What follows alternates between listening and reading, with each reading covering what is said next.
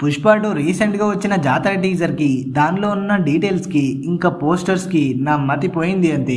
1 minute వీడియోలోని షార్ట్స్లో చాలా అంటే చాలా ప్రతి ఒక్క సీన్లో డీటెయిల్స్ ఉన్నాయి.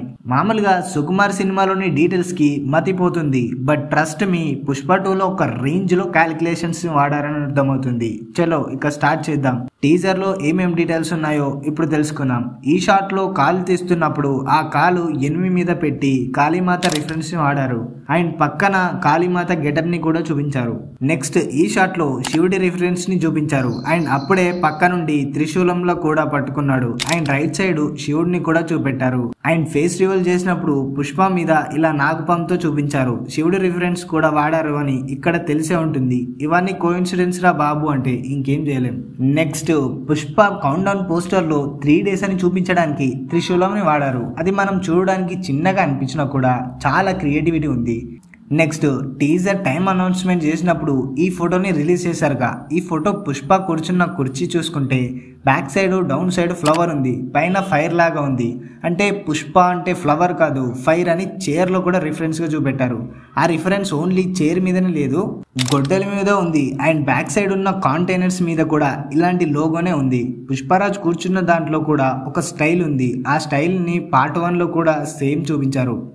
అండ్ ఈ మధ్యలో ఉన్న సింబల్ బిహైండ్ సీన్స్ ఫోటోలో బెల్ట్ మీద కూడా ఉంటుంది. అంటే పుష్పరాజ్ గొడ్డలితో యుద్ధం చేస్తున్నాడని ఇన్ని రకాలుగా చూపెట్టారు.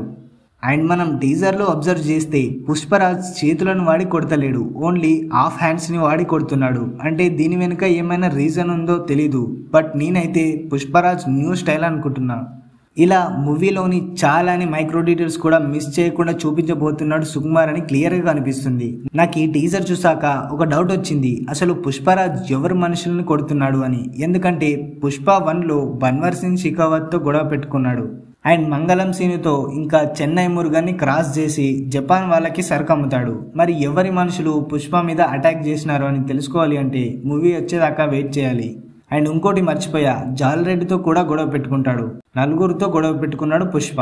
నాకు తెలిసి పుష్ప 2లో వీళ్ళని ఎలా ఎదుర్కొంటాడు, రష్మికకి ఏమవుతుంది, వేరేస్ పుష్ప టీజర్లో ప్రజలకి అందరికీ ఏదో గొప్పగా పని చేశాడని చూపెట్టారు. అసలు ఏం గొప్ప పని చేశాడు, ఇవన్నీ పుష్ప 2లో చూపించబోతున్నారు అనిపిస్తుంది. మీకేమైనా టీజర్లో డీటెయిల్స్ కనిపిస్తే కింద కమెంట్ చేయండి. సుకుమార్ ఎలా పుష్ప 2తో మ్యాజిక్ చేయబోతున్నాడు అని నేనైతే ఈగర్లీ వెయిట్ చేస్తున్నా. ఈ వీడియో మీకు ఎలా అనిపించిందో తప్పకుండా కమెంట్లో చెప్పండి. Do subscribe, we will never disappoint you.